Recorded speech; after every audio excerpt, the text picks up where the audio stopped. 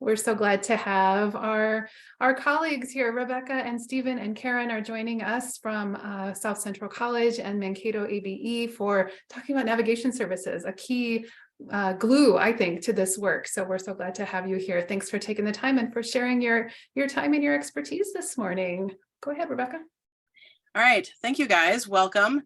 While we're getting started, go ahead and put some information in the chat box for us. It's nice to kind of know who's joining us today. It's especially if you're joining from ABE or if you're joining from the college, if you're admin, if you're instructor, it's kind of nice to see where you're all coming from. Thank you for attending our session. My name is Rebecca Strom, and I am a math instructor for Mankato Adult Education. And I'm going to facilitate today with Stephen Peroso, and he is our new navigator this last fall. And we're going to talk about our program. We have our program was called Right Start, and it's a collaborative effort between Mankato and South Central College. South Central College offers both career and technical programs as well as liberal arts classes. And so those include, of course, developmental education courses. So Mankato is a mid-sized program in the state of Minnesota, and we're only about 4 miles apart. So it was really easy collaboration. So today we've been invited to share our story about providing navigation services in partnership to our students. We thought it would be best to start by providing some context. So we have a little video from Karen Walters, who wasn't able to attend today, and she is the ABE manager for Mankato ABE. She's traveling to Arizona and didn't really want to join us from the plane, so we thought this would be better. So I am going to before I do the video, here's a quick video picture of the three of us, just to, but I want to pass it over to Stephen to introduce himself, and then we'll do the video. Hi, everyone. My name is Stephen Peroso. I'm the academic navigator. We welcome you. We're really excited to share our portion about academic navigation and the partnerships. So welcome.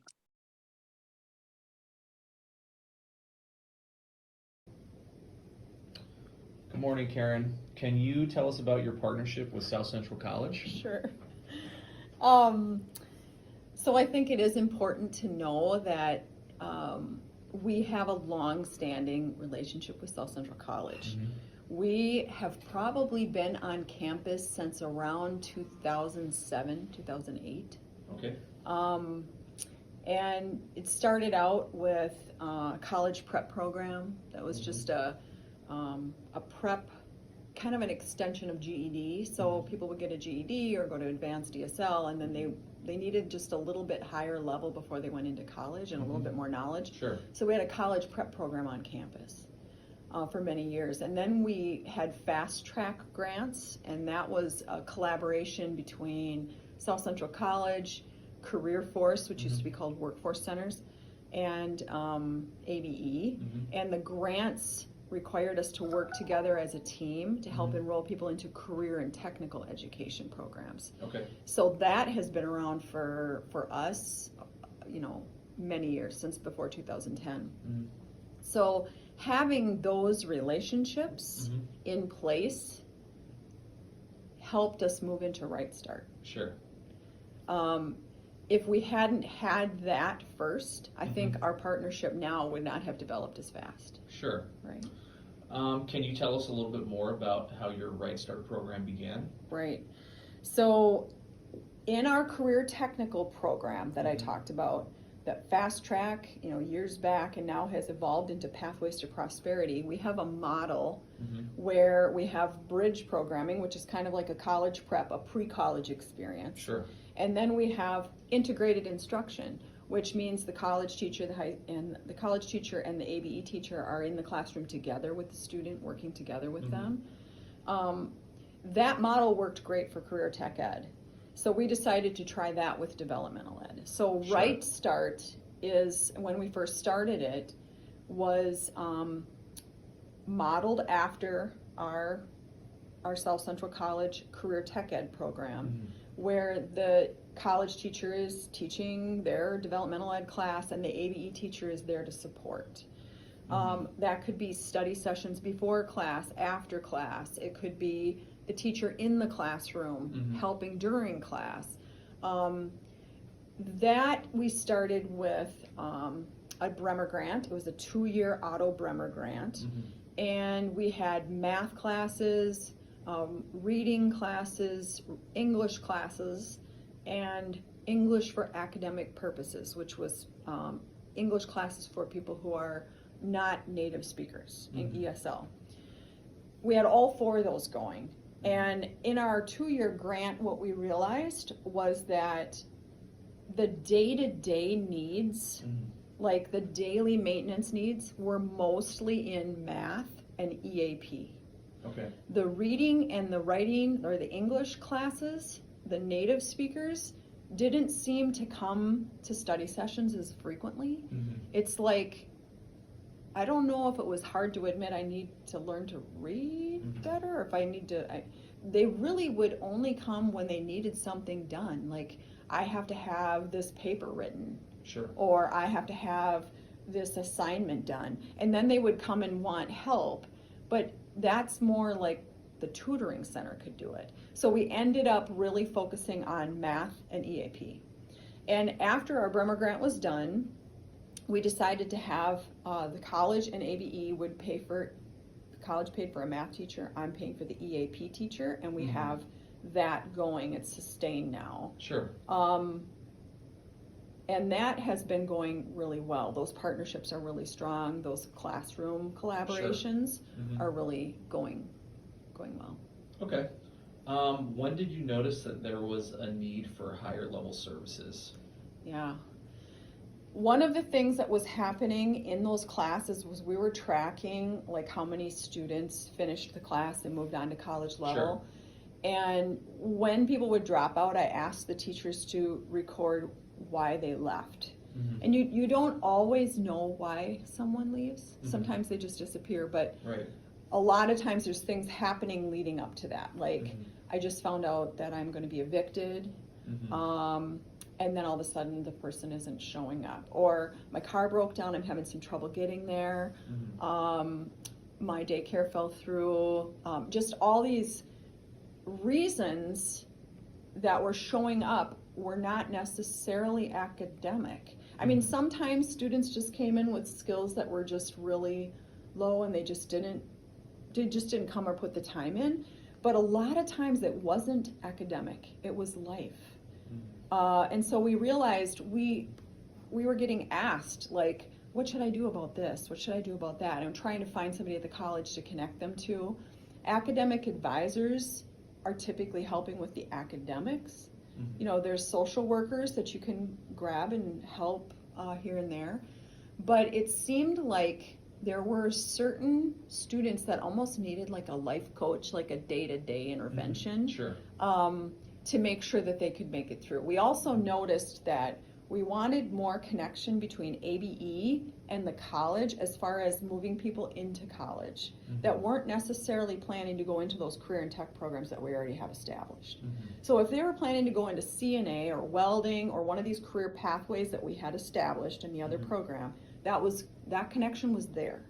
But if somebody said, oh, I guess I want to go into IT or I want to go into something else, egg mechanics, we didn't have that strong connection. So we thought if we could write a grant and get a navigator that could work between ABE and SCC for anybody that wants to get into college, and then also work with people in developmental ed to make sure that they retain up to the next level of college readiness. Sure. So that's your role, Stephen. You're going to describe it. Yay! Yay! All right. Karen, thank you very much. We Yep. really appreciate your time and the explanation. That was All really right. helpful. Thank you. Thanks.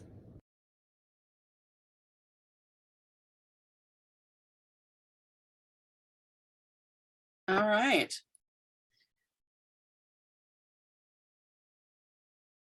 Okay, sorry. Welcome back. So that was the history of the partnership between SEC and ABE and what we call our Right Start. And then we'll let Stephen take over. Okay, well, thank you very much, everyone. I really appreciate your time. So a little bit of backstory and how I fell into the role of academic navigator. So at the top left of the circle, there's a little star there that kind of symbolizes the beginning of my journey. So when I was in my sophomore year of high school, I was really sort of confused and going through the typical like angsty teenager sort of thing. And it was a really difficult time for me. We had moved around, et cetera, et cetera. Um, and I was kind of psychologically struggling. And I also really felt like I was lacking a lot of direction. So in my junior year, I ended up dropping out of high school. And that was a really sort of tough time for me. And I didn't really know what I was going to do with my life.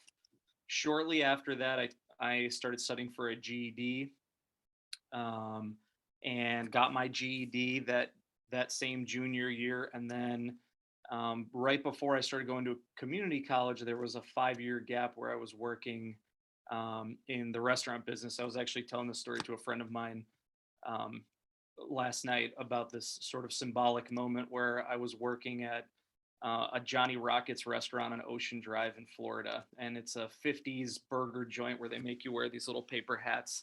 And I remember I had just gotten the job, and like 4 days into the job, my supervisor looks at me and he goes, "Steven, make sure there's ketchup on table 70." And I remember that statement really just impacted me. And I walked up to him 5 minutes later in his office and I was like, "Hey, listen, I'm sorry, but I have to go. I have to leave." And I quit on the spot. And it was sort of this symbolic moment of really wanting to do more with my life and becoming more educated. And the next day I signed up for classes. So that's where the community college portion comes into play. So I started out and I was taking just one class at Miami-Dade College. There's a little symbol on the right. And I started to build momentum. So I started at a community college very similar to South Central College, just with one class. Turns out my family moved again and we moved to California. Um, Again, I took more community college classes there. Again, I was gaining momentum. Eventually, because of my father's career, we moved to Mankato, Minnesota. At that time, I was an undergraduate student. Obviously, I got accepted into MSU and I started studying biology and decided that I wanted to pursue a career in medicine. So my father's a physician. I wanted to follow his path. So still kind of all along the way, there were a lot of challenges and I didn't really know how to study at all.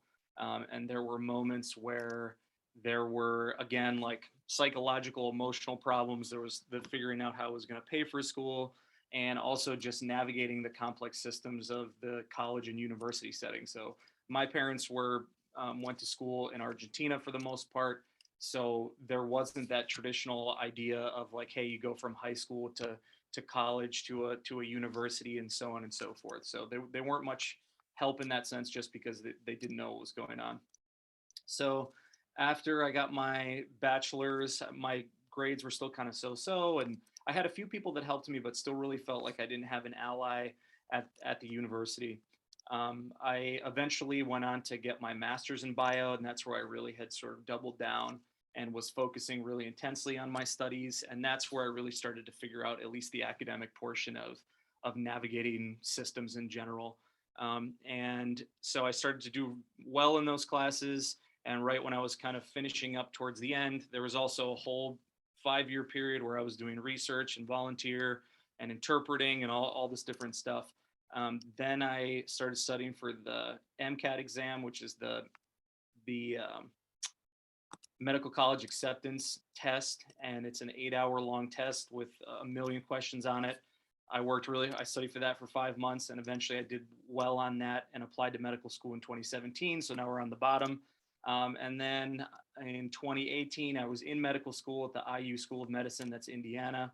And I was sitting in the hospital and I was looking around. I was 32 at the time. And I had realized that I made this horrific mistake. And I was like, oh my God, I don't know, I'm not sure what I'm going to do here. And I realized that I didn't want to be a doctor. So I had to go home and have some really difficult conversations, obviously. Oops, can you go back, Rebecca? I'm not done. And then I ended up leaving medical school on my own volition. So then I call myself the med school dropout, which I think is kind of funny. I went from high school dropout to med school dropout. So I guess there was some kind of progress there. Then there was a short period where I worked, and then eventually I was fortunate enough to become an academic navigator. So kind of summarizing all of that, the reason that I became the academic navigator was just because that it was almost a 15-year period between the time that I dropped out of high school to when I had gotten accepted into medical school and became an academic navigator. And all along the way, there was every type of challenge, from psychological to social to financial to physical and everything in between. So that's a little bit about my story. So now you can go to the next one, Rebecca. Thank you. So in that time that I've been working as an academic navigator, so essentially the way that it works is we've identified, coupled with our partnership with South Central College, we've identified students that are high-risk students. And there's a whole myriad of categories that we assign to them. And essentially there's an advisor here who works with all of the high-risk students and at South Central College, and he refers them to me for further academic navigation services. So some of the main problems that I've identified with the student population is a lot of them are first generation college students. So some of it is they just don't have that experience necessary for college readiness and navigation. So what I really mean by that is they're similar to me in a way that they have no idea where they're supposed to go or what they're supposed to do. I think a lot of times we assume that people will know that you're supposed to email your professor, that you're supposed to look and check your emails. So a lot of times they're just not ready for that next step of going into the university setting or the college setting where the expectations are a little bit different. Financial barriers was a big portion. A lot of people, some of them qualify for financial aid, others don't. Some of the high-risk students that we work with, they don't have a support system at home that's going to help them out financially. So a lot of times the work that we're doing here is trying to figure out how we're going to help them pay for school. Lack of transportation. So students obviously need to be able to get to campus in order to be successful academically. So I became intimately familiar with the bus routes in Mankato. There's also a bus called the Flex route where you can call and essentially have the bus come and pick you up if you don't live in a place where the bus normally is. So that was another thing that we had discovered to try to help students with their transportation issues. We also try to arrange carpooling just between the students. Luckily, most students are able to collaborate together if they're from a similar community or background. This one's a big one, time management and study skills. This resonates with me personally. I had no idea how to, I've never made a to-do list or a schedule until really late in my life in my academic journey. So a lot of times I was talking to the students about, hey, have you written all this down? Do you make a to-do list? Where's your calendar where you're putting things on to figure out when things are due and stay on top of it? Professionalism within academics and the workplace. So again, like I said, talking about when you need to when it's appropriate to contact your professor and when it's not. So sometimes they don't even really know that they're supposed to email if they're not there. A lot of times students would put, in the email, they would put their entire email in the subject line, and then the professor would be confused because they couldn't read it or they couldn't see it. So there was a lot of things that we had to work with that I really wouldn't have anticipated that were problems. But again, it goes back to that navigation piece of like, here's all the little obstacles that prevent students from being successful. Punctuality, just being on time. So my parents are from Argentina. I can speak from the Argentinian perspective. When you say that you're going to be somewhere at 5 o'clock, it's standard. In Argentina, it's standard for you to show up at 7. That is vastly different from what the expectations are here in the United States. So those are all things that I work with the students to try to overcome and make sure that they're successful academically. There we go. Okay, so one of the main portions of encompassing the navigation services, I put an asterisk by this, is establishing trust and an academic alliance. So my primary job is really just to have them feel like they have a safe space and have them feel like there's somebody that they can talk to, that no matter what's going on, there's somebody in their corner. I sort of follow the Rogerian model of unconditional positive regard, empathy, understanding, because if the students don't trust you, it doesn't really matter what position you're in. They're not going to come and talk to you when they have a problem. So that's probably the main thing that I focus on. And I sort of always end all our conversations with the same comments, where I say something along the lines of, hey, seriously, whatever's going on, come and talk to me about it. We can always come up with strategies and solutions.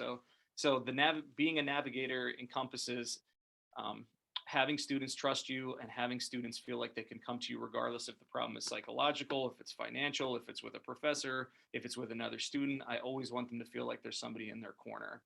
Academic and vocational counseling. So academic meaning that academic advising role where we're kind of looking at, okay, what's your ultimate goal in terms of your academics? What do you want to do with your degree? What type of degree would be best fitting for you? Vocational counseling. So we offer that here at SCC. One of the counselors here uses some pretty nifty vocational theories and assessments that she can use to sort of pair someone's personality characteristics and likes with different types of jobs, and then help frame their academic journey to correspond with whatever their end vocational goal is. So a big part of being a navigator too is student advocacy, right? I want students to feel like they have their own agency, that they can do things on their own volition. And I want them to feel empowered that they're able to attend their academic and vocational goals. So really it's about establishing trust, providing good resources, and making students feel empowered to do whatever they want to do in their lives and in academia. So what are the strategies that we can really use? So like I said, I'm working primarily with students that are high risk. And the ultimate goal is to keep them in school so that they can complete their journey in terms of academics. And one of the pieces of advice that I always give is that sort of the worst case scenario to me for being a student is when you take the classes, they don't go well, and you never finish your degree. Because in that situation, you lose the time, you lose the money, and you don't get the degree. So retention is really an important aspect. Obviously, we want people to make their own choices, but it's important to try to keep students in school. That's the goal. So what are some of the strategies that we use? Well, I have felt like working with faculty members is extremely important here at South Central College. So if the student was having some kind of an issue with a professor, and maybe it was just like, hey, I'm confused about my assignments. I don't know how to navigate D2L. I don't know which assignment is due when, et cetera, et cetera. So I would go personally, I call it, the warm handoff is appropriate, where I would say, hey, no problem. Let's communicate with the professor, either through email or walking up to somebody. So I would walk to the faculty member's office and say, hey, this is so-and-so, they're having problem X. Is there a time that we can meet the three of us together and talk about it and come up with a solution here? And the vast majority of the professors have been very receptive to that. They appreciate when a student is showing some type of interest or showing that they care about their grades. One-stop academic advising, that's currently where I'm housed now. So the academic advisors at South Central College are really a wealth of knowledge. A lot of them here have a lot of experience, and importantly is that they know the programs intimately well, and they also know what type of jobs that students get once they've completed their degrees, and as well as transfer pathways. So there's a series of transfer pathways that South Central College offers if students want to move on with their education. Referral to the Science, Math, and Tutoring Center. So if we have in-house tutoring for science, math, and writing here. If a student is struggling specifically with a topic, there's places where I can refer them and where they can help with not only study skills within a particular subject, but also just study skills in general, which I feel is super important for academic success. Center for Academic Success, again, this is more of like the holistic, where they want to sort of not just look at a subject, but also sort of help you comprehensively figure out what's going on and how you can be successful. So that could be things like time management skills, study skills, navigating D2L and all the other requirements for academic success. Disability services. So if students need some type of an accommodation that's here in-house, we can arrange for that. So social work interventions was really a large portion of it. So we have a social worker here in-house, Jesse, who can do things with the Lifesaver Grant, where let's say that a student has some type of an issue where they have some event that goes on, say their car breaks down or they have a hospital bill, anything that might be preventing them from completing their academic journey, he's able to help financially with that. There's also something called the campus cupboard here, where students, if they're having a food insecurity, they can go and make an order and just pick it up here at South Central College. Vocational counseling, again, that's Lisa Schickling here. She's our on-site vocational counselor who can make sort of assessments and help people figure out the vocational aspect of their journey. Super important to navigation services in general is just making the appropriate referral or connection. That was a big part of my job. So I sort of would take a general assessment with the student, figure out what the problem was. If it was something that I couldn't handle on my own, I would just connect them to the right resource. And really importantly is that warm handoff and follow through. So if it wasn't something that I could handle in-house, we also work closely with, obviously, with ABE. ABE has a series of services that we can offer students, and then within the Mankato system and community abroad. And that kind of leads nicely into the next part of wraparound services. So I've worked with Emily downtown, who's another social worker who can connect things. We've worked with MVAC. We've also worked with the Career Force Center if people are looking for jobs, et cetera, et cetera. So academic navigation and navigation services is really about wraparound services, warm handoffs, making a strong alliance, and ensuring that students really get this a comprehensive scaffolding in terms of their support services available to them. And now Rebecca is going to talk a little bit more about Right Start and Math ABE and what ABE has to offer. Well, and also connecting to what we have, that how Stephen has been a huge asset to our program too. So we have a Right Start math class on our community college campus, and that was built from a Bremer grant that was started a while back. And SEC has these SEC Connect classes that are a partnership with ABE that have been ongoing for years. And that is where the instructor has been in the class with the nursing program or with, the mechatronics program, and then pulls out and does specific tutoring to help with those classes. So they kind of modeled it after that. And that's how we've been in the classroom. And so we've been in the classroom for math for 5 years. We also have ESL help as well for the EAP class. And one of the things that's been really beneficial to have this Navigator position is we've been in the classroom, we've been working with students, and I can encourage students and meet with this person on campus. But I'm on the SEC campus from 8:30 until 11:30, and then I have to drive the very short 4 miles. But I teach again at Lincoln, our other campus, at noon. So I'm not able to stick around and really make sure the students are getting the resources they need. We've been able to, as an instructor, to be able to refer people to Stephen has been huge. I introduced them to him. He's been able to work with several of our students this semester. And those are for a variety of reasons. One was dealing with eviction. One was dealing with issues with the previous college he transferred with, that he was able to at least sit the kid down, student down, and help him navigate through some of the issues he had to go through. I've had students who are in the class and they're failing and they're not participating and this isn't really working, but getting them connected to Stephen so that we're not just saying, hey, you're failing, goodbye, but hey, maybe we've got to find some other resources for you that can help you deal with whatever you're dealing with at home, as well as the just academic readiness that you're facing. So having this model where Stephen, who works with the college and with ABE and knows the resources that both have to offer, has been able to, like I said, these wraparound services and meshing these services together so that our students are getting the most support. And as I said, as an instructor, it's been amazing to say this person knows all the things, because we know some of the things, but we don't always know who to refer to exactly. Turnover is high. Programs are grant funded, sometimes end before we know they're ended, or something started and we didn't always know about them. So this has been an amazing connection for us to work with. Before I go to the next slide, I'm just going to really quickly look. Stephen, there's a couple questions for you in the chat that maybe we can look at, or I don't know if we want to address at the end. But we'll probably pause and let you finish, and then we can hit him at the end, I think. Sure, yeah, because I think we'll just handle them at the end. I can kind of go a little bit quicker through these to make sure that I answer everybody's questions. So some more strategies to increase retention. This is continued. So the Echo Food Shelf, that again can help with students who are facing food insecurities. SNAP benefits, this was huge. This was SNAP benefits basically help pay for heat.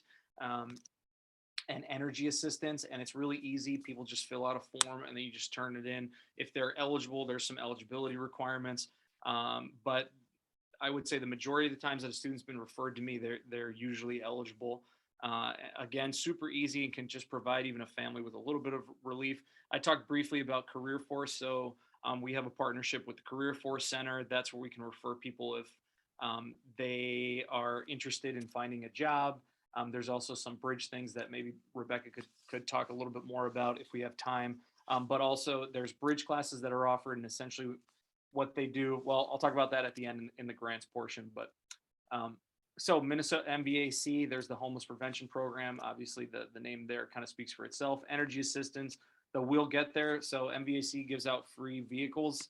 It's a first come, first serve, but I still think that's really cool. Obviously they're not gonna give you a Mercedes, or if they do, it's gonna be an old one, but nonetheless, you get a free car, which is pretty awesome.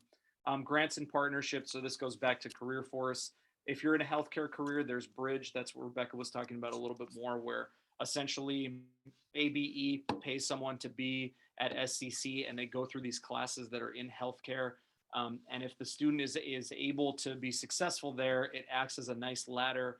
And eventually, if they get enrolled in these grants, they're able to get some of their academics paid for if it's in healthcare or manufacturing careers.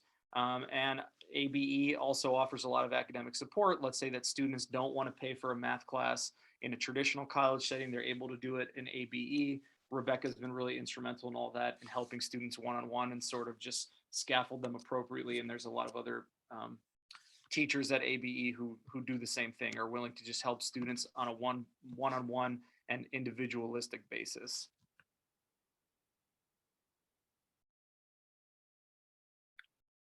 So those are our slides, and then maybe I can go back and answer some of these questions. Let's see. So Julia, I would say, what could my parents, I'll read it aloud. Stephen, reflecting on your experience, what could your parents, high school or college have done better to guide you? Or do you think this was the path you needed to take to get to where you are? I definitely would say, I mean, I love my parents, but they didn't know how to navigate a college system. I don't think that was the only portion of why I sort of had this really jagged kind of long road. In regards to academics, I would say there were a lot of moments in life and in the college setting and university settings where I felt like people were ignoring me, where they were rude to me, where they didn't care about whether or not I was successful, where I felt like I was just a number. And I really don't feel like I had someone who was an advocate for me. And that was really difficult at a lot of different portions. So I think one of the things that parents or schools or, you know, anytime you're interacting with students is just pay attention to your body language, pay attention to how you say things. You know, we're all rushed, we're all busy.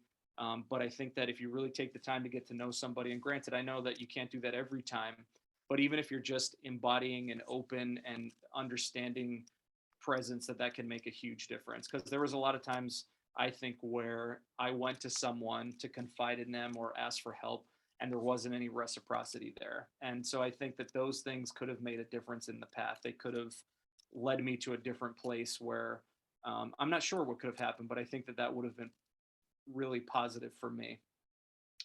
I forgot in my little circle too, I'm almost done with my second master's in counseling. I didn't get to that other part, but that's thanks. Right after I left medical school, I applied to get a second master's in counseling. So that's also where I should be finished in the summer of 2024. So that's where the academic navigating portion comes in, because it's sort of coupled with my experience, is also hopefully some counseling skills that can make me better able to connect with people and help people.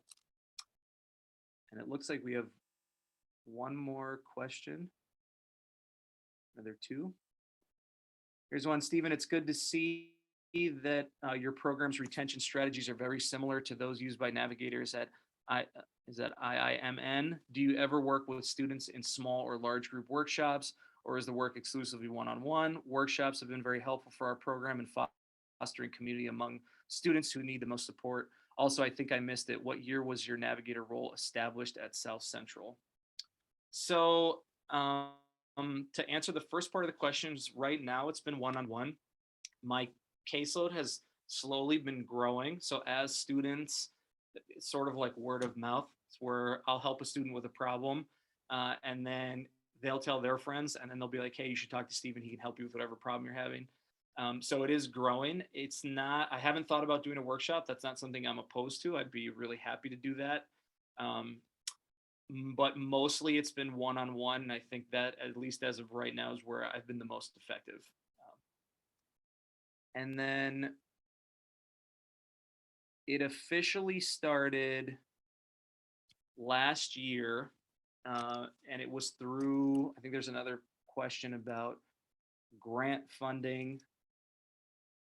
And those questions I'm going to refer to Karen, because she's the one who, it is grant funded, but Karen's the one who's going to know a lot more about that.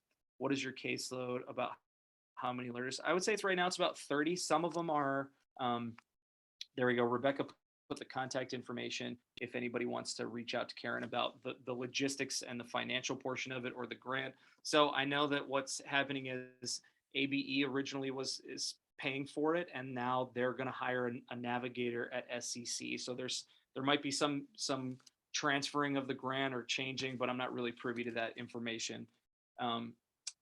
Yeah, about 30 people is my caseload, and some of them I'm in contact with almost every day, and others I do a standard of we meet once every 2 weeks. So we meet once every 2 weeks at a minimum, because I felt like that would be the minimum for me to really sort of keep my finger on the pulse and make sure that everything's going okay.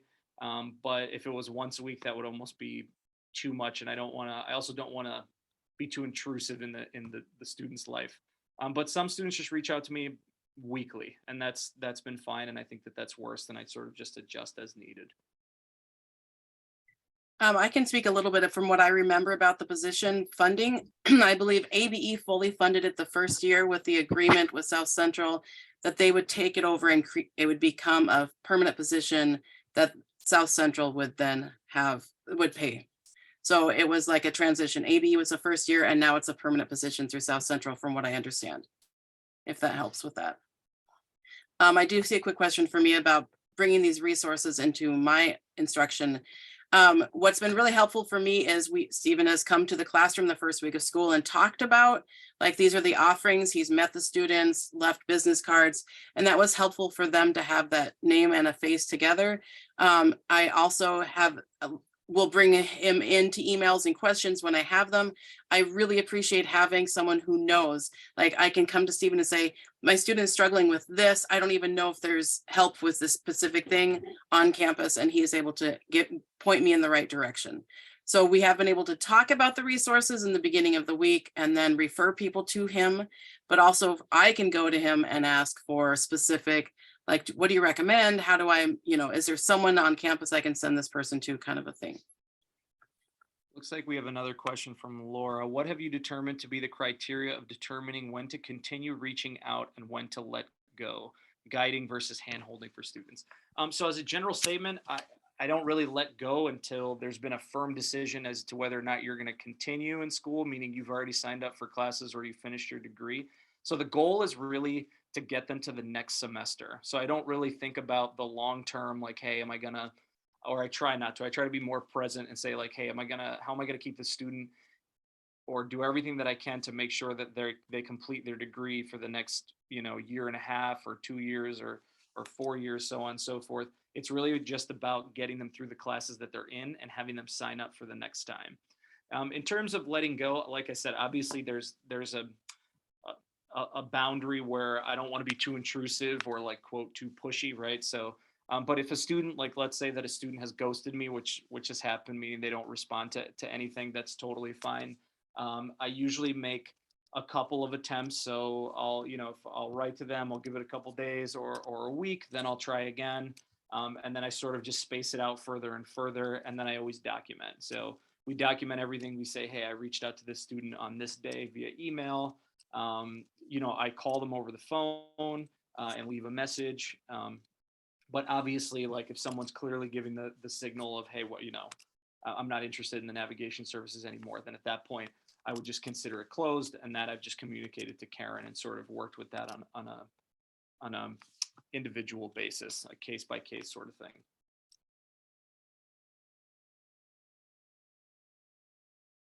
No problem. My pleasure. Any other questions from anyone?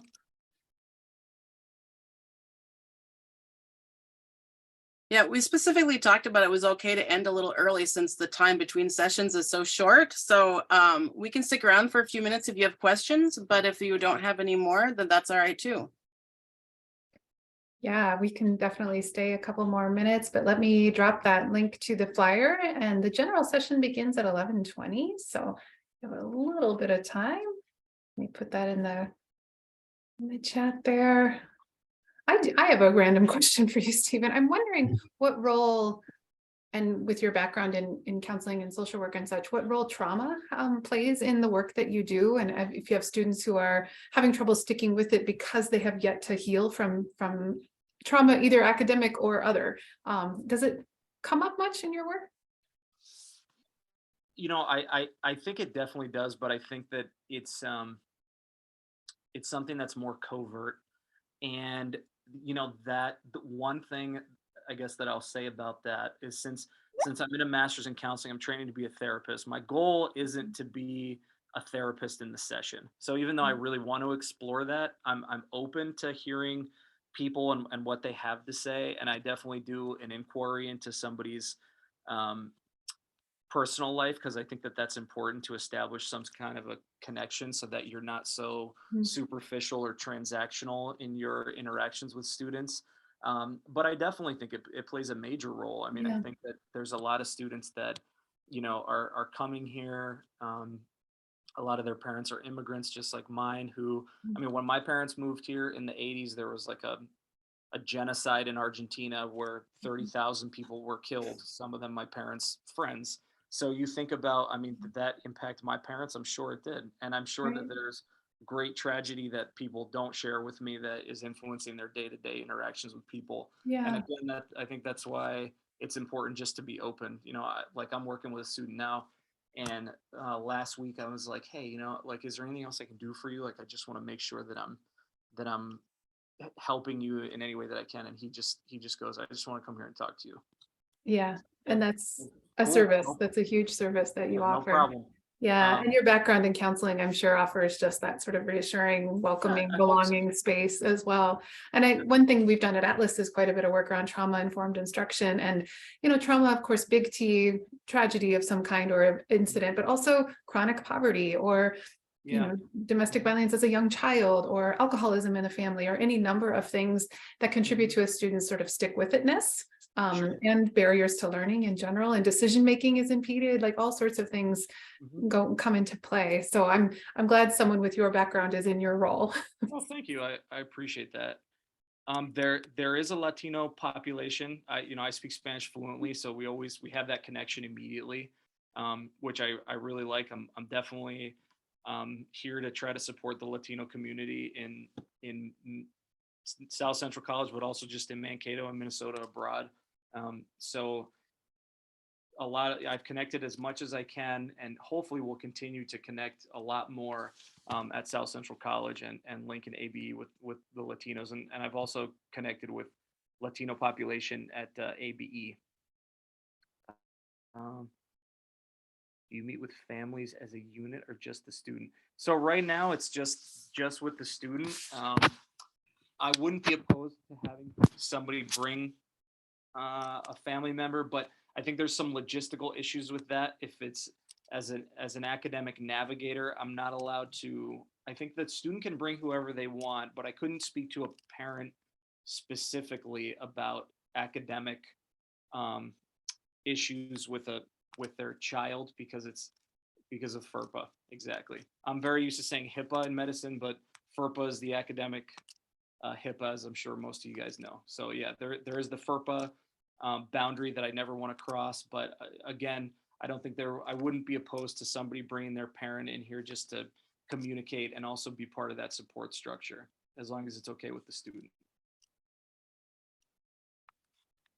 All right, thank you for answering so many questions and for your Yeah, my presentation, pleasure. Rebecca and Stephen and Karen, wherever she is. We're glad to have had this time with you. Thank you so much. And we'll see you all in the next session. The general session begins in just a few minutes. So we'll Thank see you, you there. everyone. Thanks, everyone.